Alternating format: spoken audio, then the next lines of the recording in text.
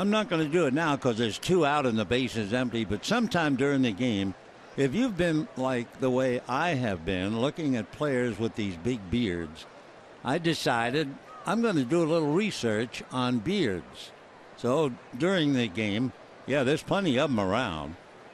We'll tell you a couple of stories as we go through it. 2 down, second inning, no score.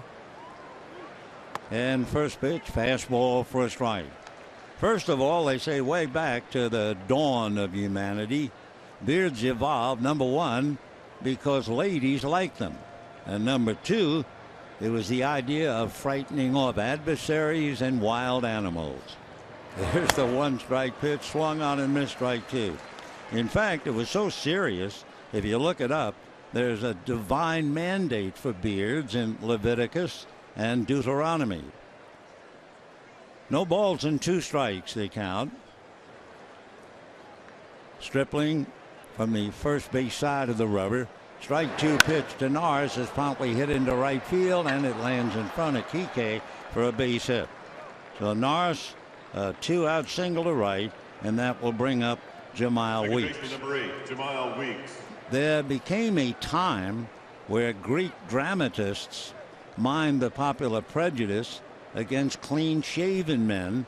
Back then, clean-shaven men were looked as be, maybe effeminate. And then along came Alexander the Great. That's another story. Alexander the Great was not only great, but he also thought he was the greatest looking man in the world. Oh, absolutely. Stripling ready, delivers, gets a strike. And Alexander the Great said, there is no reason to cover up my beautiful face with a beard. And so all of a sudden, it started to disappear. I love the idea that he felt he was so beautiful. One strike. Stripling ready, looks over at Norris, back to the hitter, and that's lined into left field for a base hit. Norris goes to second. So back-to-back base hits with 2 out, and the batter will be Adam Rosales.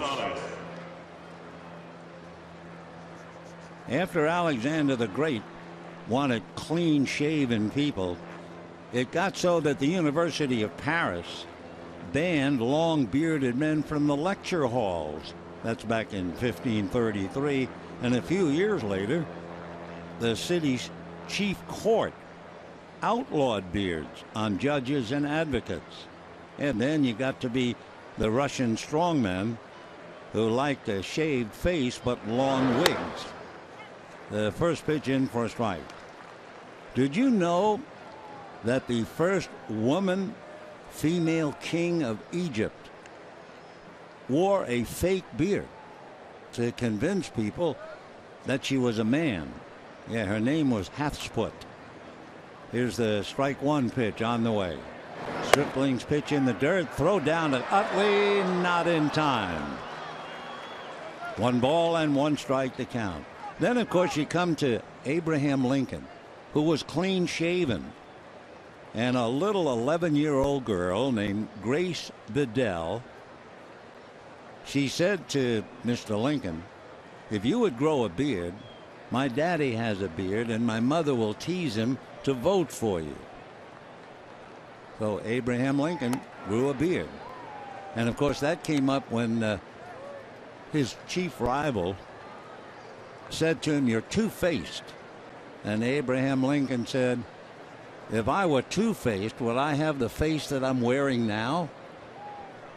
So he answered him pretty well. 2-1 to count.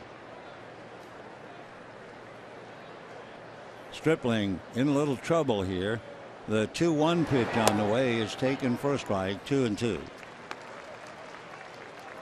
In 1976, the Supreme Court ruled that Americans do not have a legal right to grow beards or mustaches as they choose if their employer demands a clean face. Ah, yes, the beards. Here's the 2-2 pitch on the way. Stripling set over the top, pitches low, ball 3.